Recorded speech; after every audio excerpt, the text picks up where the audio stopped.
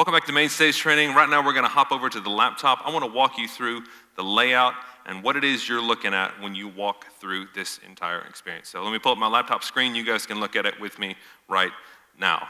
All right, so I have Main Stage loaded, and right now you can see this is in what's called perform mode, where it takes up the whole screen. All right, if I X out of here, then that will go back to your edit mode. We'll talk about that more later, but you also want to make sure you're in perform mode so that it fills up the whole screen. You can see everything clearly.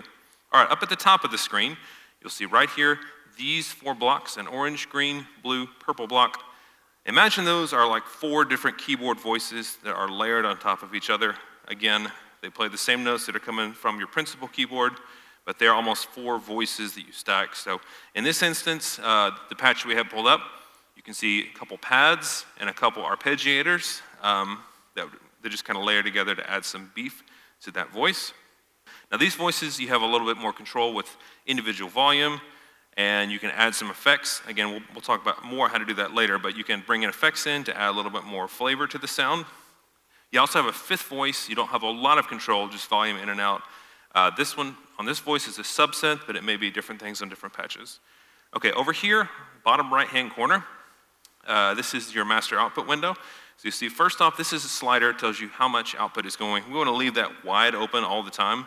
For the most part, your front of house guy can manage the volume. So we want to make sure you don't have to worry about mixing. That's one of the reasons we broke out the piano and the pad separately. Front of house guy can handle that for you, and you can just worry about playing, getting the best sound. So you'll see a couple buttons here.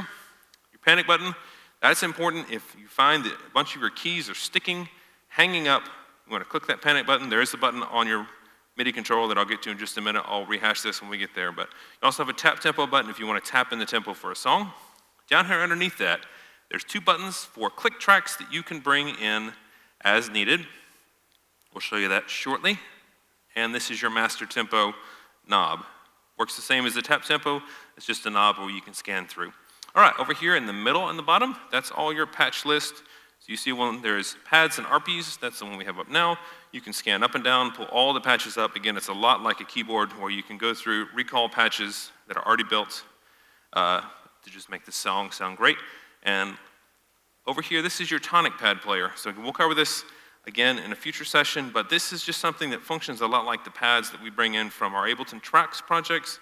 They're gonna come in, they're gonna just play a lot of simple 1s and 5s, open chord tones that will fit over any chord voice that you want. It's gonna add a little bit of fullness to the ensemble without distracting. It's just gonna add a little bit of mid-range beef to fill in those spaces where you might have maybe just a keyboard and a guitar, not a lot of mid-range stuff to fill out the middle of the ensemble. That will add a lot of like simple, gentle movement and those primary tones that fill out every chord.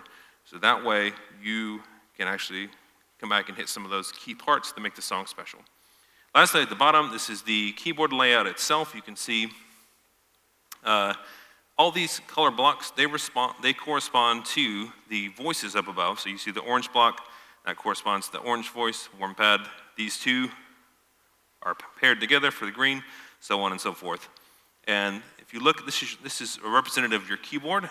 And so any note in this range, for this orange block, for instance, when you play any note in this range where the block lives, that's where you hear that voice. If you play stuff up here, you won't hear any of those things, but if you play stuff in here, you will. So again, you also have your pedal, mod wheel, but it's just a simple keyboard layout, and it lets you know where those voices will sound depending on what notes you play. So that's the software layout. Next lesson, we will jump into the actual MIDI controller that we'll be using, and we'll talk about that a little bit.